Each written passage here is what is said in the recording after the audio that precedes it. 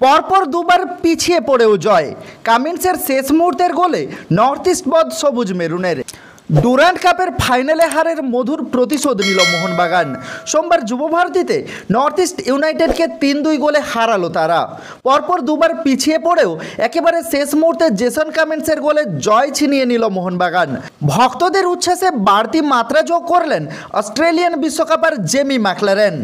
এদিন প্রথম একাদশে একাধিক পরিবর্তন এনেছিলেন বাগান কোচ হোসে মলিনা।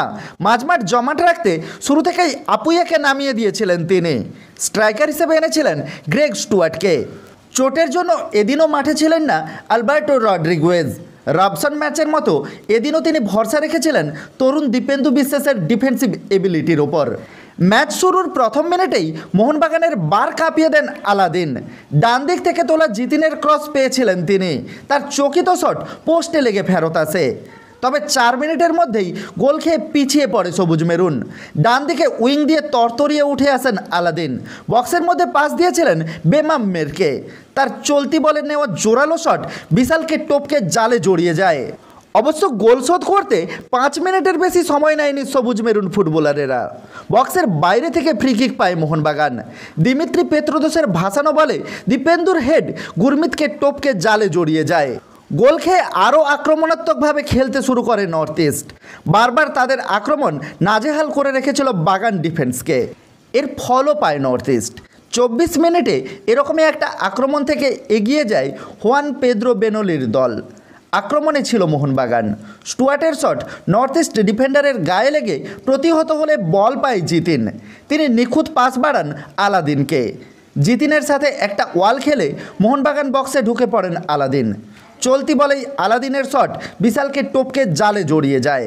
তবে এই গোলের দায় কোনোভাবেই এড়াতে পারে না সবুজ মেরুন ডিফেন্স। গোল খেয়ে তেড়ে ফুড়ে খেলতে শুরু করে বাগান ফুটবলারেরা।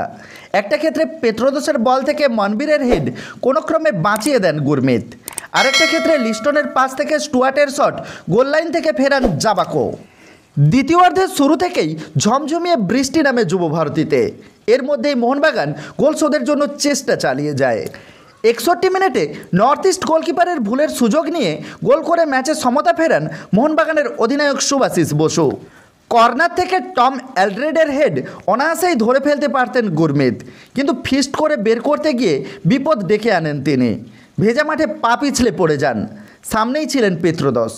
তিনি মিস করলেও কিছুটা দূর থেকে দৌড়ে এসে সুভাশিস তা জালে জড়িয়ে দেন। তবে এই গোল নিয়ে সন্দেহ থাকছেই। হয়তো সুভাশিসের আগেই বলের দখল নিয়ে ফেলেছিলেন গুরমিত। তবে রেফারি নর্থ ইস্টের প্লেয়ারদের আবেদনে কর্ণপাত করেননি। উল্টে হলুদ কার্ড দেখিয়ে দেন বেমাম্মেরকে। সাইডলাইনের ধারে কোচ বেনোলিকেও বেশ উত্তেজিত দেখিয়েছিল।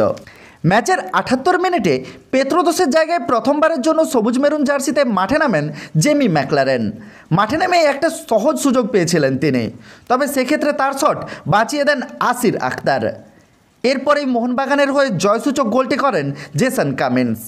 বাদিকে সাহালের বাড়ানো নিচু ক্রস থেকে অরক্ষিত কামিন্সের ট্যাপ নর্থ ইস্টের জালে জড়িয়ে যায়। শেষ পর্যন্ত 3-2 গোলে জিতে মাঠ ছাড়ে সবুজ মেরুন। একই সাথে ডুরান্ড কাপ ফাইনাল হারের মধুর প্রতিশোধ নিল হোসে মলিনার ছেলেরা। তবে ম্যাচ জিতলেও মোহনবাগান ডিফেন্স নিয়ে চিন্তায় থাকবে সবুজ মেরুনের হেড কোচ হোসে মলিনা, তা বলাই যায়।